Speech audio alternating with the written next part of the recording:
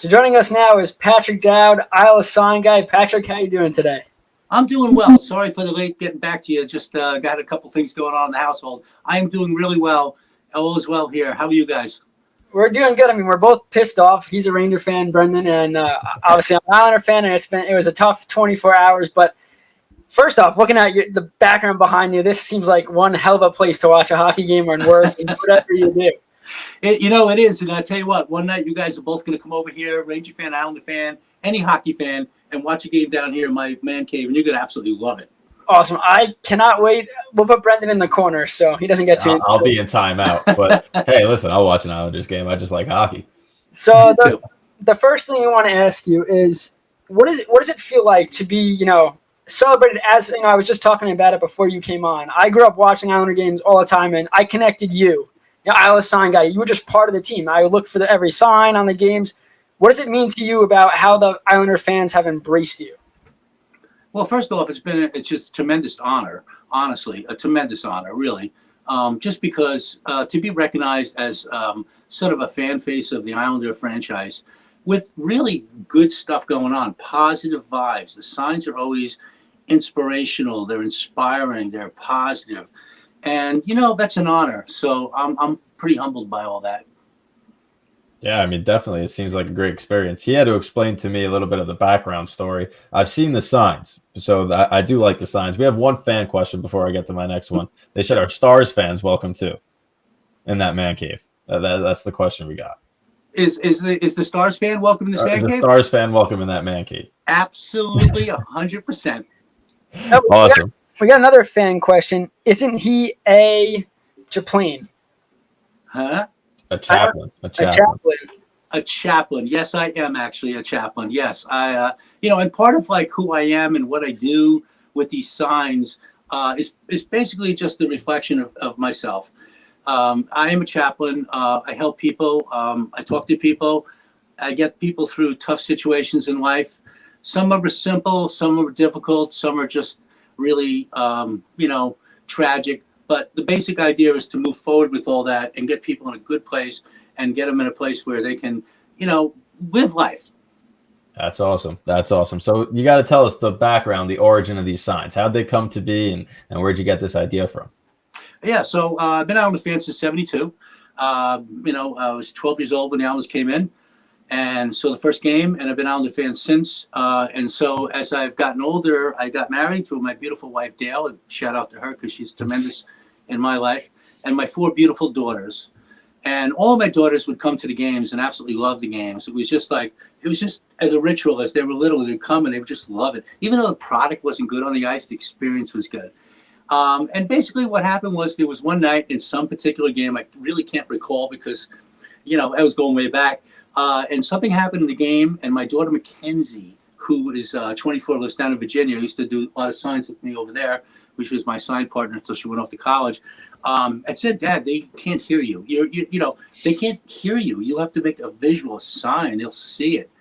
And something clicked in my head, and we started moving forward with that, and it's been just a great experience. So you have to credit your daughter for making signs. I'll tell you what, she certainly deserves the credit, that's for sure. How long have you had season tickets? So season tickets probably, let's just go back a little bit before the season tickets. We're going out on the game since 72, off and on. My dad was in the banking business, and I would, get tickets through him to go to the games. So I was always going to the games in some form. Season ticket holder probably was more towards the late 90s when the team was god-awful. But nevertheless, I've been a season ticket holder since that time, and what a great ride, and especially going on to Belmont here. This is a good place coming up. Are your seats at Belmont where they were at the Coliseum? They'll be just a little different. They're basically right on the tunnel, so that's a plus. There'll be about 6-7 rows up, which is actually a better viewing point to see the games. It just works out that way because the seats in front of you are like VIP stuff. All good. And I'm going to have a great place, great location. Signs will be visual. Team will get that inspiring sign to, always believe. Awesome. I mean, I believe that the Islanders are going to have a good team this year. See, look how nice I'm being right now. I just said that. I have to say something really quick, Braden. Yep. I had a sign in the back from when the Rangers played the Islanders, and You probably seen it on Twitter. It wasn't very nice. I removed it because out of respect, I knew you were going to be here. Look at this. This is just Isles and Rangers fans coming together and having Absolutely, because we're hockey fans. Exactly, we are. But listen, once they play each other, then you can put that sign back. I give you the full permission. He's putting this on. There is absolutely no doubt about that, and absolutely that gets. Boom.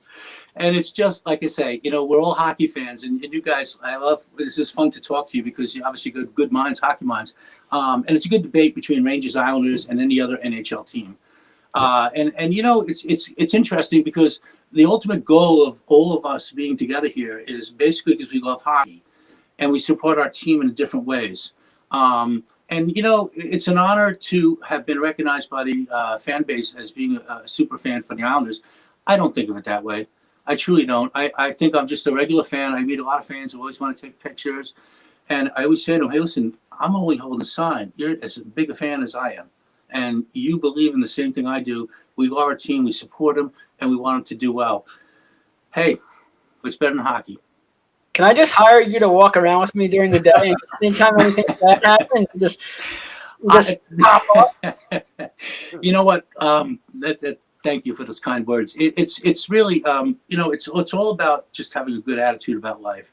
And you have to remember, like, we're talking about Islanders here. So you go back to history years ago, back in '72 when they started. Franchise. They don't have the liberties that, say, the teams have now where you can claim some players, but it's a little different ball game. The Islanders didn't have anything. Within 4 or 5 years, they were competing in the playoffs to be a Stanley Cup contender. Amazing. Yeah, that is. So you kind of segued it, but what's your favorite memory or a few of your favorite memories from the Islanders? There's a whole bunch. One I think you would appreciate over there is basically when Kenny Morrow scored in that overtime against the Rangers that kept them alive for, I think, the potential for the 5th cup, if I'm right, or the 4th. I can't remember exactly. That was a big goal. That was, I think, a best of 5. And Kenny Morrow scored that kind of weird goal. And that put that Islanders into the playoffs, into the final, I think, for the 5th time, if I'm correct. And that was amazing because if they didn't get to the Rangers, no chance to face, I believe, the Oilers that eventually they succumbed to. So looking at your signs in the back, obviously, everybody knows the always believe. Is that your favorite sign you have made, or is there another one that, comes to mind when you think, all right, that was honestly a really good one that we made? Well, that's okay. The reason the always believe sign is just my favorite, and I think most people's favorite, is it's really a message in life. It basically is about believing, about having spirit, having faith, and having trust. And in hockey, it's about the team that Barry Trotz and Lou Lamoriello have put together about having that same formula, believing in each other, trusting each other, having faith. So the sign goes way beyond hockey, but it relates to hockey right here. And it's really kind of like the Islanders motto, if you will, because always believing is about any circumstance that happens in a hockey game where you can overcome. Granted, last night was not a good result. That's going to happen. That's hockey. It's sports. We all know that. But basically, in the long run, the Islanders stick with this game plan they have. That always believe sign is going to take them far. Have you gotten the opportunity to meet any players and, have a one-on-one and talk to them? I mean, there's a lot of players in the Islanders that could use, hey, it's going to be okay. It's going to be all right. But honestly, though, have you had a chance to meet any of the players? So I have not actually in the last, many years. I have 4 beautiful daughters. And they all went to the hockey games with me, so they would all be seeking autographs. And at that point, years ago, I've gotten a little older, we would always, have autographs that the guys would sign or take pictures and stuff. So I have not actually met too many of the players, but to be honest with you, I have a feeling from the way their eyeballs are at the game when they pass the sign that says either always believe or maybe it's calling out a certain player or an opponent or something. I see the look. So I know they realize that the sign's there, they're absorbing it, and they're consuming it. So who helps you come up with the signs? Is it your daughters or is it all just you? Well, so it's basically my daughter Mackenzie, like I said, and I really single her out in particular because she was really involved. And she's got a stack of signs over there. So she was my partner for many years. So we would actually work together on this, trying to talk about what the sign would be for that night, what would be a good message to give to the team, other than say always believe, depending on the opponent and who's playing well, etc. So I credit her for that, but this was basically on my own. Like it's been on my own for many years now. It's awesome. It's crazy just Now, because let me ask you guys a question. of Yeah. Okay. Did you guys both go to Cortland? We did. Okay. So on this side over here, Stefan, I see you as an Islander fan, and Braden, I see you as a Ranger fan. yeah. How do you coexist? Well, okay, so Not peacefully. no. I mean, when we first, it was very funny. Actually, today Cortland gave us a shout out for doing this stuff, which was pretty awesome to see. But so when we first were going to Cortland, I messaged Brendan on Facebook, and I was looking for a roommate. That was the thing. And I'm messaging him, hey, my name's Stefan. I'm a loser from high school. I'm looking for a roommate in college, Islander fan. And he's like, oh, I'm a Rangers fan. And in the back of my mind, I said, all right, we could make this work. Well, Brendan decided to room with somebody else. He bailed on me. And I met him the first day of college, and he's like, oh, come over, watch hockey, whatever. And, we're both huge hockey fans. We're able to put our biasm aside because we both love the game. We both want to do the same stuff with journalism and podcasts. And we've been at this for a couple of years. This has been the first time really where we really believe in what we're doing. Always believe. There you go. Maybe I heard that. I saw that from the sign. But so it's been great. We coexist because at the end of the day, we both love the game of hockey. We have the teams and we root for each other, root for opposing teams. But at the same time, we both have the same common goal. We help each other out all the time. We bounce off each other, and it makes for good conversations too, because it's not both of us we're not agreeing on everything, especially when it's two rival organizations. Yeah. And so if I could ask one last question for you two, since you've been asking me a lot of questions, how do you foresee the future with both the teams? I'll give you my point of view, but I'll let you guys speak first. So I'll speak first on the Rangers. Brendan, you can speak on the Islanders. I think that fits best. The Rangers they're going to be very good. And I think that their defense, you're already seeing the young guys on defense playing phenomenal, and the old guys are going to leave. They're going to be gone. The biggest question was their defense, and the offense is going to come. They have a lot of talent, and they have young talent as well. So once this team finds a way to click and play in a great system, what they need is a system like Trotz has to demand on them. I think right now Quinn is still trying to figure out what he has and what he's able to do. But once he finds their niche and the style they play, I believe that they will be a contender for 5 to 6 plus years with the group they got. I think the Islanders will remain good. The only thing that I have concern about is the contract situations that are coming up. That has to evolve, and they have to pan that out. But if they can keep the majority of this core together based on the system they play, they're the peskiest team in the NHL and the hardest team to play against. So anytime you could not give up goals, you're going to have a chance to win games. And regardless of how many goals are being scored and how many Connor McDavid's entered the league, that will always remain true. So if they can keep the system and keep that core intact, I think they'll be a thorn in everyone's side for a while. Yeah, and listen, that's very interesting because that actually, it's almost like putting chemistry together here. So you've got, Islanders here, Rangers here, or I can't see you guys on which side, but either way, and you guys are coming together with both very good product. I tell you, my thoughts on that are equally shared by you both in terms of what you've both mentioned, because that's the case. I would say, and I'm an Islander fan, so maybe I'm slanting towards that side, or maybe I'm just looking at it from more on that side, having knowledge. I feel as if where the Islanders now, starting with the ownership, all right? Now, I know the Rangers have had good ownership for years, and we all know the deal there. But with the Islanders, with John Ledecky and Scott Malkin coming in, taking this team and turning it around, turning the culture around, hiring, somebody like Lou Lamoriello, Barry Trotz, Piero Greco, Mitch Korn. I mean, we're just talking a couple of celebrities right there, if you will, because of their notoriety. They are really good hockey minds. And with the young team that the Islanders have, which if you think about this, really was the same team that Barry Trotz inherited, with the exception of a few minor twists and turns.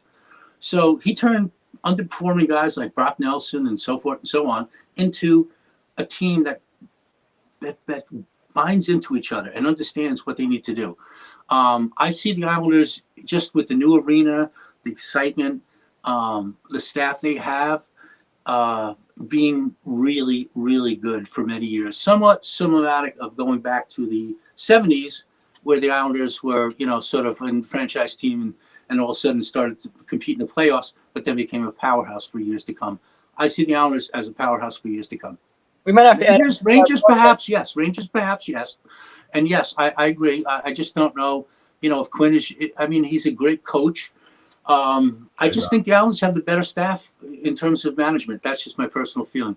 I agree. the Islanders definitely have a better staff, and Yeah. I can't say the Rangers are going to be good until we see results. But Right. I do know that the amount of talent that's going to be influx over the next year and a half, that's just Incredible. their whole team is going to be 20, 28 and younger, and the Agreed. majority is going to be under 24 and younger. So if they could gel together similar to how the Islanders have gelled over the last 2 years, you're talking about a whole unit that's just going to be on the come up. Fair enough. Yeah. All right, The Islanders are legit. Yeah.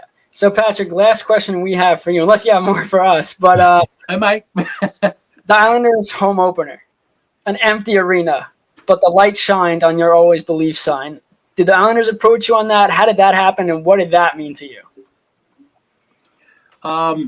It was an honor, number one. They did approach me. They asked me if I'd make a sign for them. And they said they'd try to get up there for the first game. They weren't sure about what's going on with COVID. What it meant to me personally, it's hard in words to explain, because the honor that I was given to have that last season home opener, I mean, it's the one piece in the, other than the cardboards that are sitting right there. Again, it's hard to explain in words. It's just very humbling, and I'm very honored by it. And again, like I say, I always think of myself as a fan who just brings a visual to the game to do what most fans do when they try to speak. It's just a little bit louder. And with that being said, we're all fans. But to have that honor that night, to be there at the Coliseum, I think I ran into some kid in Target not too long ago, just after this happened. And he said to me, and it's funny, Islander gear on, he came running up to me. He goes, "Sign guy."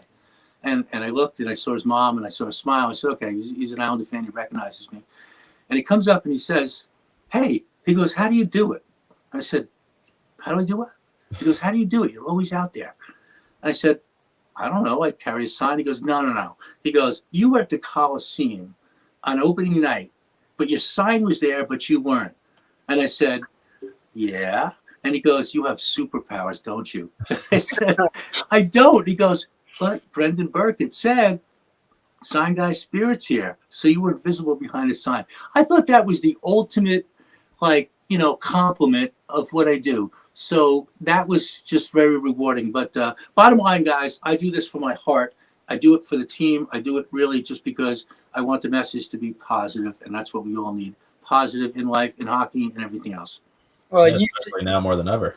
Yeah. You said it. So, Patrick, thank you so much for joining us. It's been an absolute pleasure. Your words. I mean, I have a hockey game at 11 o'clock tonight. I'm going to be a freaking brick wall. I'm ready to go. I want to thank you guys again for having me. I'd love to be on again if you ever have the opportunity. There's a lot to talk about. We can cover a lot more than this. But again, thanks for the opportunity. It was a lot of fun. I appreciate the opportunity. We'll be in touch soon. Have a good one. God bless you guys.